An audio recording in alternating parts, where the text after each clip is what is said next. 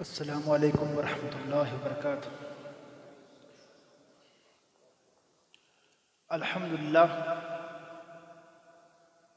للہ نحمده ونستعینه ونستغفره ونعوذ باللہ من شرور انفسنا ومن سیئات اعمالنا من يهده الله فلا مضل له ومن يضلل فلا هادي له ونشهد أن لا إله إلا الله وحده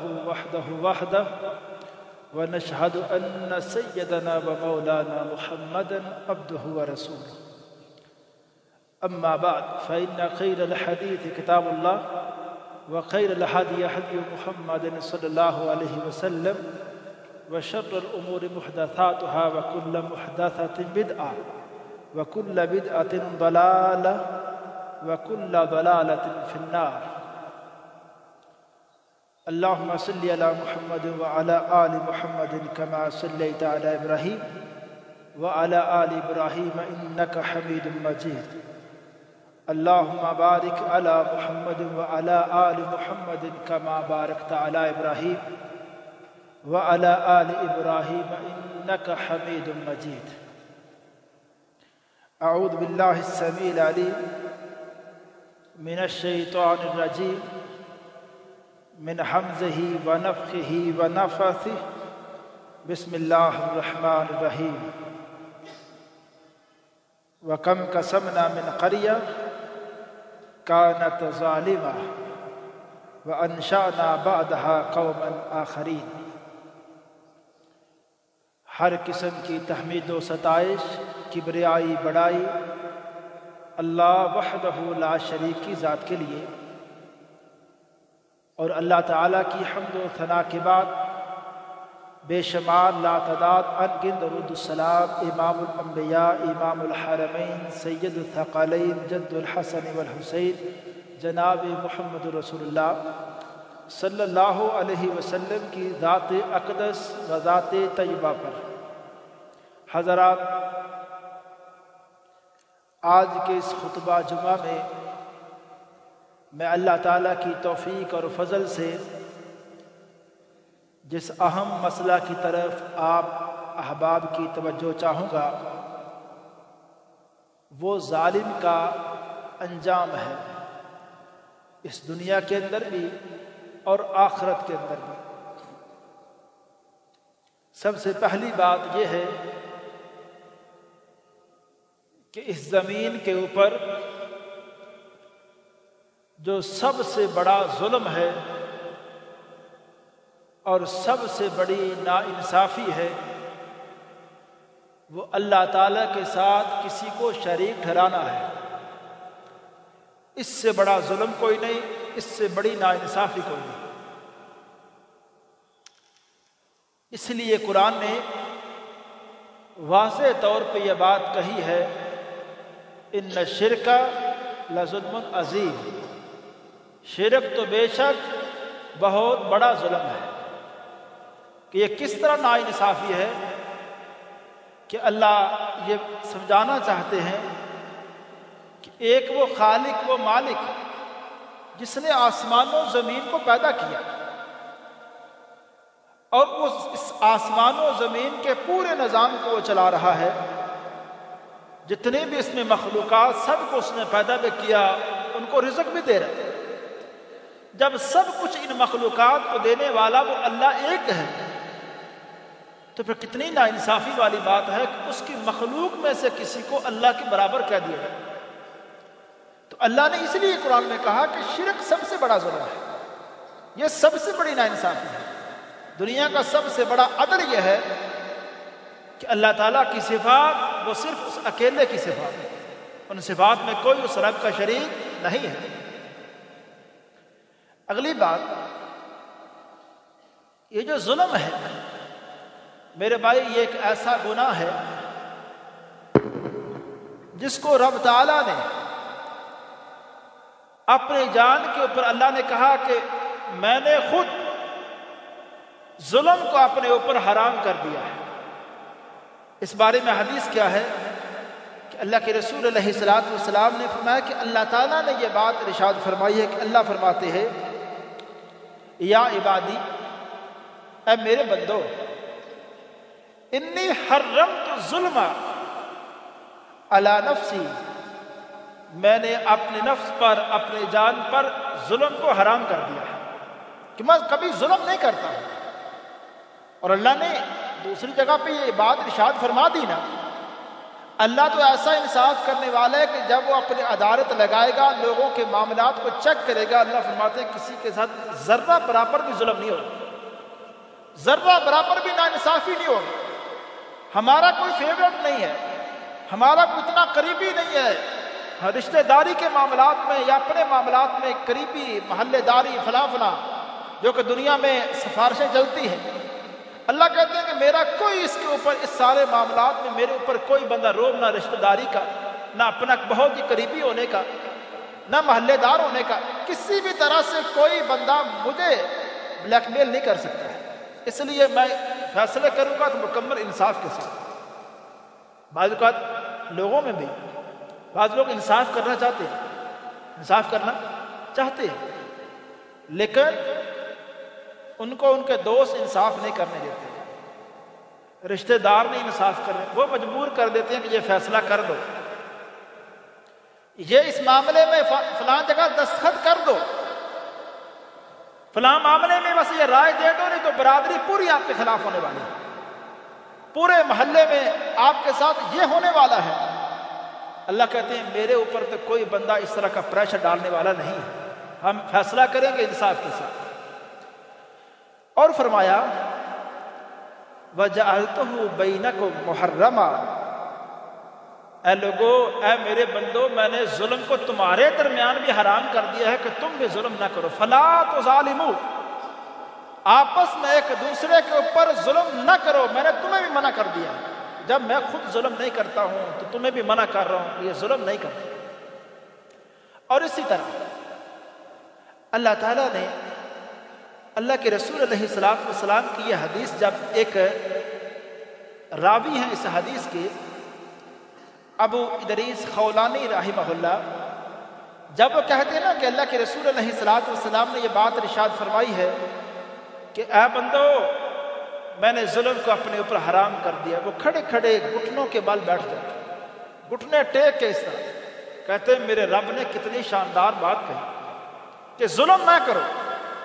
اور اسی طرح اللہ تعالیٰ نے ظالموں کے حوالے سے یہ بات کہہ دی ہے، ظالم ایک وقت تک اس زمین کے اوپر جتنا مرضی اپنے آپ کو یہ سمجھیں کہ ہماری دنیا ہے، ہماری طاقت ہے، آج کل ہماری پاور ہے، جس کو ہم دبائیں وہ دبیں گے، جس کو جو ہم کہتے کہیں گے، ہمارے پاس ایسا عہدہ ہے، ہمارے پاس ایسا منصب ہے، یا ہمارے پاس ایسی پاور ہے، ہمارے ساتھ ایسی حمایت ہے کہ ہم آج جس کو جس طرح دبا دیں وہ دب جائیں گے، جس پر جو ظلم کر دیں وہ ظلم ہم کر لیں گے۔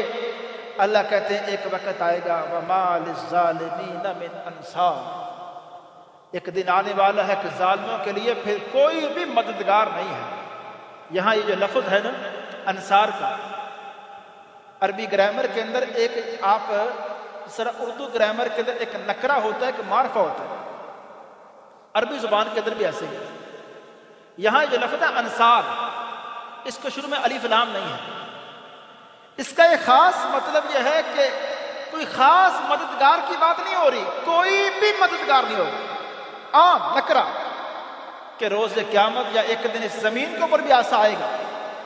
یہاں یہ صرف بات قیامت کی نہیں ہو رہی، اللہ کہتے ہیں دنیا کے اندر بھی جب ہم پھر ظالم کو پکڑتے ہیں نا، اس کو ایسا پکڑتے ہیں پھر ان کو بچانے والا کوئی نہیں ہوتا۔ اور پیغمبر علیہ السلام کو اللہ نے ایک بات ارشاد فرمائی، اللہ نے کہا اے پیغمبر، یہ جو لوگ آپ کے اوپر، آپ کے صحاب کے اوپر ظلم کر رہے ہیں نا، آپ ان باتوں کو لے کے ٹینشن میں نہ آئے ہیں، یہ میرے خاص جانسار اللہ تیرے قریبی بندے، ان کے اوپر تو ظلم ہوتا تو کیسے دیکھ رہا ہے؟ اللہ تیری زمین کے اوپر تیرے چاہنے والے، اللہ تیرے سے محبت کرنے والے، اللہ تیری عبادت کرنے والے، ان کے اوپر اللہ ظلم ہو رہا ہے۔ اللہ نے قرآن کے اندر جس طرح، اللہ معاف کرے، آج مسلمانوں کے ایک حصے پر یہ ظلم ہے، اس میں ہماری کوتاہیاں، وہ معاملات بالکل الگ ہیں، لیکن اللہ نے ظالم کے لیے ایک وقت لکھا ہے. قرآن کے الفاظ سنیں.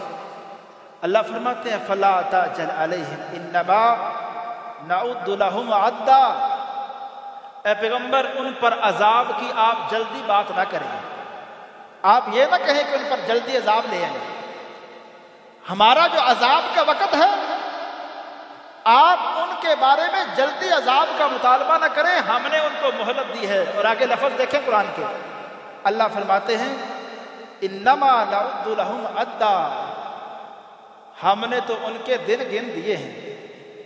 ہم نے تو ان کے دن گن دیے ہیں. ہم نے بتا دیا ہے, ہمارے پاس ریکارڈ آ چکا ہے کہ ہم نے کتنے دن ان کو اور دینے ہیں. ہم نے زمین پہ کتنے دن ان کو اور دینے ہیں کہ یہ ظلم کر لیں.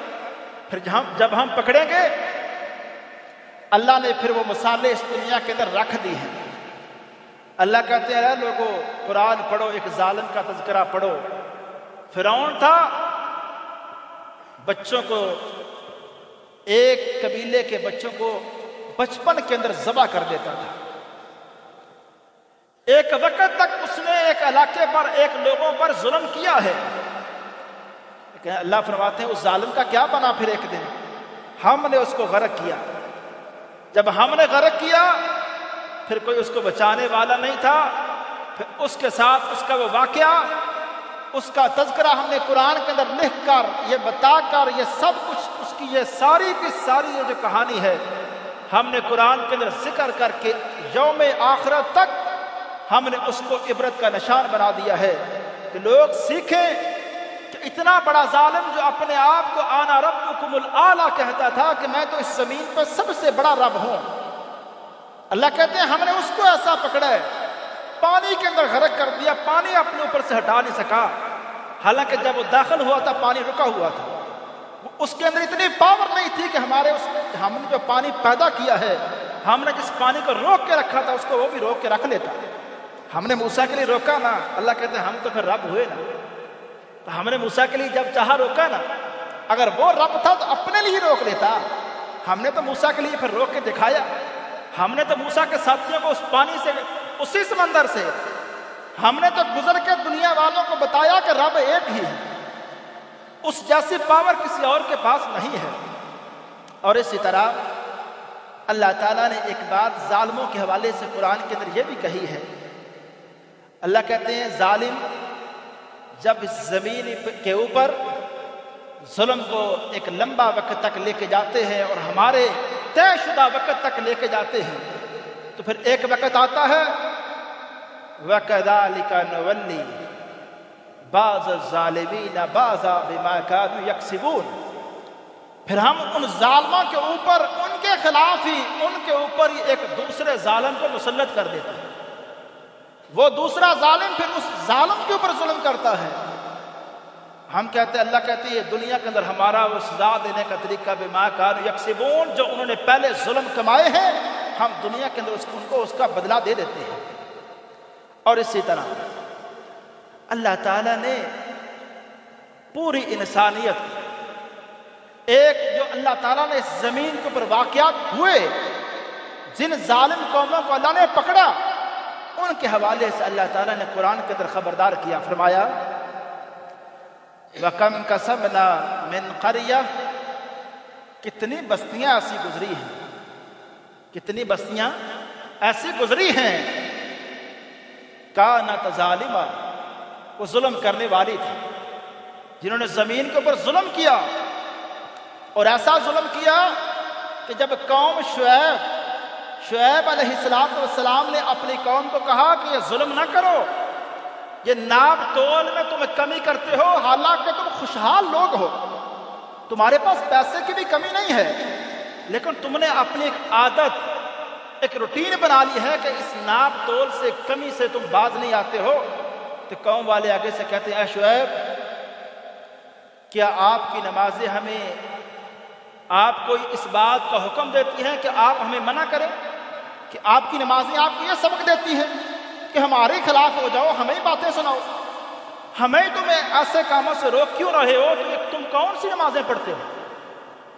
اور جب اس قوم شعیب نے ایک وقت تک ظلم کیا, اللہ کہتے ہیں پھر ہم نے پکڑا, اور ایک جگہ اللہ نے کہا کہ اس زمین کے اوپر وہ ہمارے عذاب، وہ ہمارے لوگوں کو پکڑنے کی کہانیاں ذرا پڑھو۔ ہم نے بعض قوموں کے اوپر ایک طوفان بھیجا اور سب سے پہلا عذاب ہم نے اس زمین کے اوپر پانی کے اندر غرق کر دینے والا عذاب قوم نوح کو آیا۔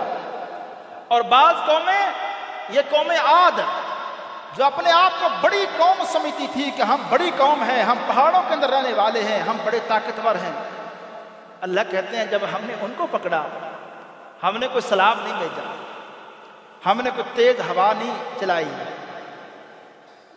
بات سنیے گا، اللہ کہتے ہیں صرف ایک چیخ آئی، صیحہ، ایک چیخ آئی، وہ چیخ ایسی خطرناک تھی کہ اس چیخ سے سارے کے سارے مر گئے۔ اللہ کہتے ہیں ہم نے تو پھر وہ چیخ کا عذاب دے کے لوگوں کو بتا دیا کہ جب ہم پکڑتے ہیں بغیر سیلاب کے بھی، بغیر طوفان کے بھی، صرف ایک چیخ سے ہم نے لوگوں کو پکڑ کے بتایا ہے کہ ہم اس طرح پکڑتے ہیں ظالموں کو۔ اور پھر میرے بھائی، سب سے پہلے میں اپنے آپ کو اس بات کی نصیحت کرتا ہوں اور پھر آپ سے گزارش کرتا ہوں، ہم سارے اس دنیا میں رہیں، اس ظلم کے حوالے سے اپنے آپ کو اتنا ڈرائیں، اس ظلم کے حوالے سے اپنے دماغوں میں، اپنے ذہنوں میں اتنی نفرت بھر دیں کہ ہم جب ظلم کا لفظ آئے ہم کہاں پہ جائیں؟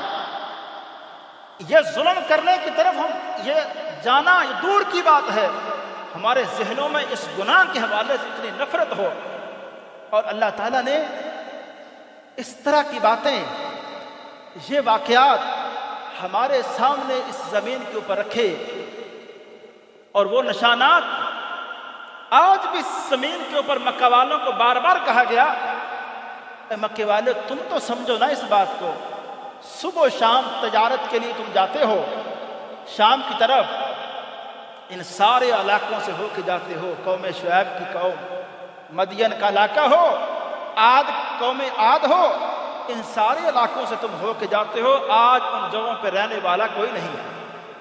اور تم ذرا عبرت کے نشان، وہ سارے وہ زمینیں دیکھو اور اس بات کو سمجھو کہ ہمارے پکڑنے کا طریقہ کار، جن قوموں کو ہم نے پکڑا آج وہاں کوئی ان کا نام و نشان نہیں ہے۔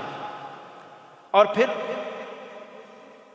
اس کے علاوہ ایک بات، عمر بن عبدالعزیز رحمہ اللہ بہت مشہور خلیفہ تھے، ان کی ایک بات ظلم کے حوالے سے بڑا سمجھیے گا، اچھی طرح غور کیجیے گا۔ کہتے ہیں اذا دعتک قدرتک علی ظلم الناس، جب کوئی بندہ آپ کو اس بات کی طرف دعوت دیتا ہے نا کہ لوگوں پر ظلم کرو، آپ کے پاس طاقت ہے، آپ کے پاس پاور ہے، آپ فلاں بندے کو اس طرح رگڑا دے سکتے ہو، آپ کے پاس وہ منصب ہے، فلاں آپ کے نیچے منصب والا ہے، آپ کے ایک سین سے وہ جا سکتا ہے، آپ کے اوپر آپ کے پاس منصب ہے، جس طرح کا کیس مرضی بنا کے آپ سالوں جیل اس کو پھینک سکتے ہو، آپ کے پاس پاور ہے۔ عمر بن عبدالعزیز کہتے ہیں کہ جب کوئی بندہ آپ سے کہے کہ آپ کے پاس پاور ہے، آپ فلاں بندے پر فلاں لوگوں پر ظلم کر سکتے ہو، تو کہتے ہیں فذکر قدرت اللہ تعالی علیک، پس وہ بندہ پھر اس بات کو یاد کرے کہ ایک رب بھی ہے اس کے پاس اس کے اوپر ایک طاقت ہے، جو اس کے اوپر ایک قدرت طاقت رکھتا ہے، پھر یاد کرے کہ انسان کے اوپر طاقت کیا ہے، اور رب تعالیٰ جب پکڑنے پہ آئے گا پھر بچانے والا کوئی نہ ہو۔ اسی طرح ایک کہنے والے نے یہ بات کہی ہے، کہتے ہیں ما حبت احدا قد حبت رجلا ظلمتہ، سب سے زیادہ جس بندے کا میرے اوپر رعب ہے، یہ جس بندے سے میں ڈرتا ہوں، وہ بندہ وہ ہے جس کے اوپر مجھ سے ظلم ہو جاتا ہے، جس پر میں ظلم کرتا ہوں اس کی ہیبت سے سب سے زیادہ میں ڈرتا ہوں۔ اس لیے کہتے ہیں وَأَنَا أَعْلَمُ أَنَّهُ لَا نَاصِرَ لَهُ إِلَّا اللَّهُ، کیونکہ میں جانتا ہوں اب اس کی مدد کرنے والا اس دنیا میں صرف اللہ ہے، اور جس کا مددگار پھر اللہ بن جائے گا، پھر اس کے دوسرے مخالف کے بارے میں پھر کیا ہوگا جب اللہ ایک بندے کی مدد کرنا چاہے گا۔ اس لیے دیکھیں اللہ کے رسول علیہ الصلوۃ والسلام اپنے جانثار صحابی سیدنا معاذ بن جبل کو جب اپنی آخری عمر میں یمن کی طرف روانہ کر رہے ہیں، آپ نے معاذ کو نصیحتیں کی کہ معاذ اس طرح سے لوگوں کو دعوت دینا، یہ باتیں سمجھانا، لیکن ساتھ ہی معاذ کا کندھا پکڑا، کندھے پہ ہاتھ رکھ کے فرمایا، اے معاذ ایک بات یاد رکھی، اتق دعوت المظلوم، معاذ وہاں مظلوم کی بددعا سے بچی، یہ ایسی بددعا ہوتی ہے، یہ ایسی پکار ہوتی ہے جب مظلوم کی زبان سے نکلتی ہے تو اس کے اور رب کے درمیان پھر کوئی پردہ نہیں ہوتا ہے۔ رب تعالیٰ اس کو تین باتیں میں بندوں کے حوالے سے یہاں کہنا چاہتا ہوں۔ کبھی آپ سوچیں کہ ماں کی دعا کے حوالے سے کہا گیا، سفر کے اندر دعا قبول ہوتی ہے، مظلوم کی دعا رد نہیں ہوتی۔ کبھی آپ سوچیں یہ تین بندوں کا ذکر خاص کیوں ہے، تو ہمیں یہ بات سمجھ آ جاتی ہے کہ ماں بھی جب بولتی ہے دل سے بولتی ہے۔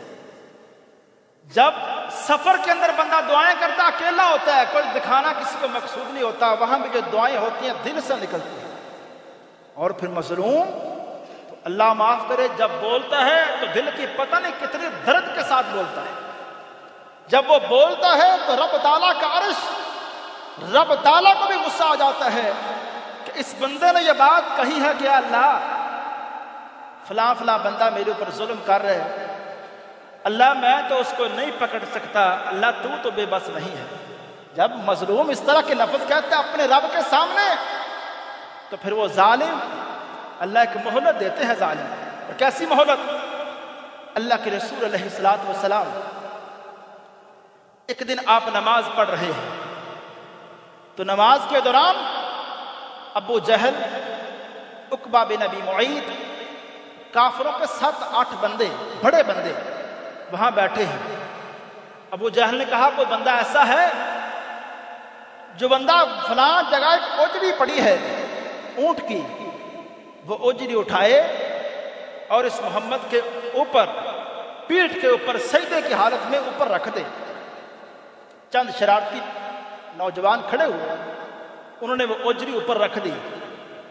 بخاری کی روایت ہے، عبداللہ بن مسعود کہتے ہیں یہ سارا منظر میں دیکھ رہا تھا، لیکن وہ اتنی وزنی اوجری تھی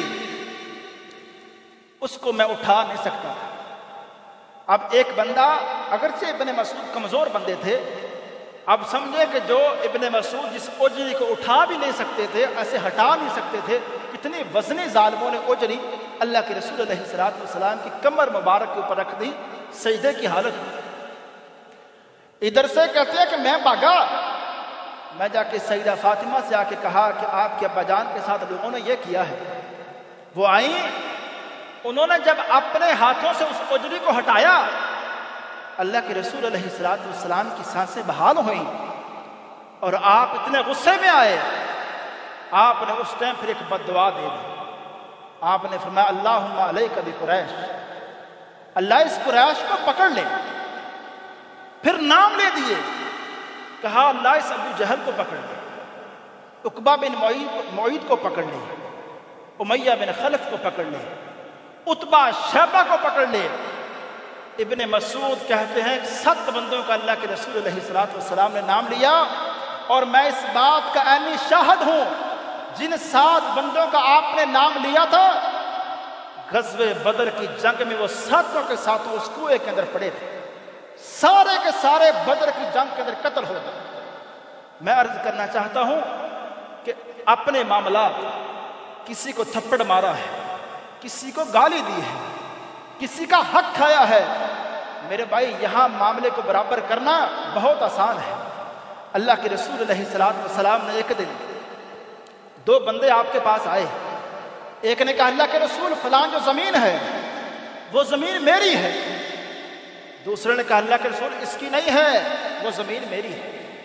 آپ نے فرمایا یاد رکھنا اس بات کو، دونوں بندے اپنے اپنے دلائل دے رہے ہو، اگر ظاہری دلائل کو سامنے رکھ کے میں نے کسی کے حق میں فیصلہ کر دیا اور وہ بندہ خود جانتا ہے کہ اس کے حق میں جو فیصلہ ہوا وہ فیصلہ درست نہیں ہے، اس کا حق نہیں بنتا ہے، لیکن اس نے تیز زبان چلا کے اپنی بات کو، جھوٹ کو بس اس طرح سے سچ بنا کے پیش کر دیا کہ مجھے لگا کہ سچ یہی کہہ رہے، اور میں نے اس کے حق میں فیصلہ دے دیا اور وہ زمین اس کو دے دی۔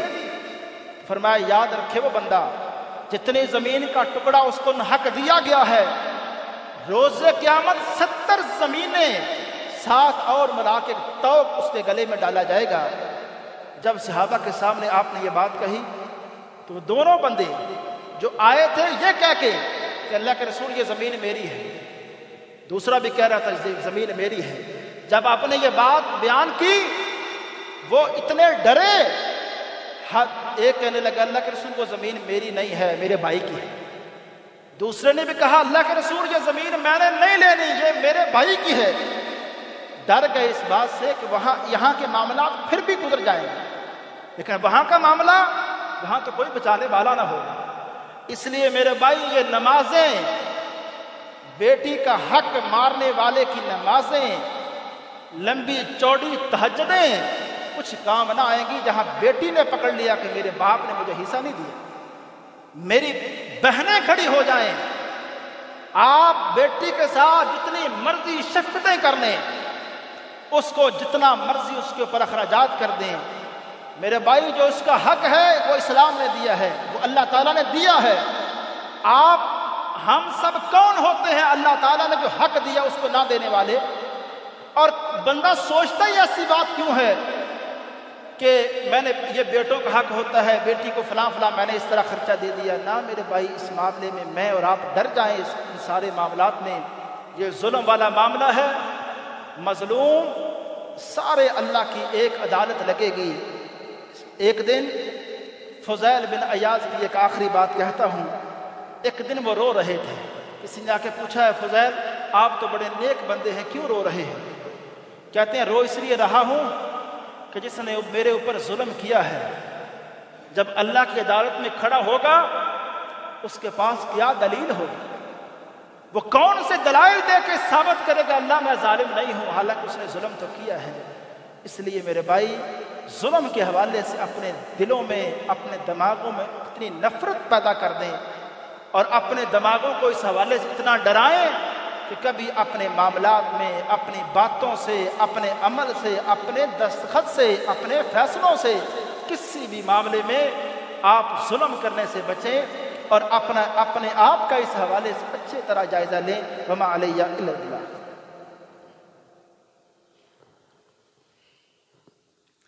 الحمد للہ نحمده ونصلي على رسوله الكريم اما بعد فإن خير الحديث كتاب الله وخير الهدي هدي محمد صلى الله عليه وسلم وشر الأمور محدثاتها وكل محدثة بدعة وكل بدعة ضلالة وكل ضلالة في النار۔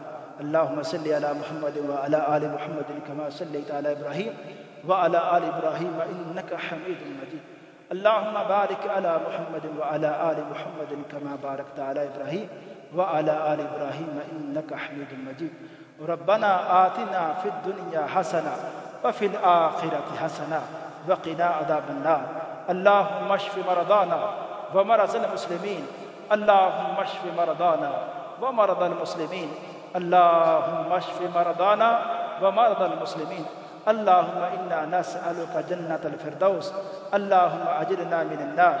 سبحان ربك رب العزة عما يصفون وسلام على المرسلين۔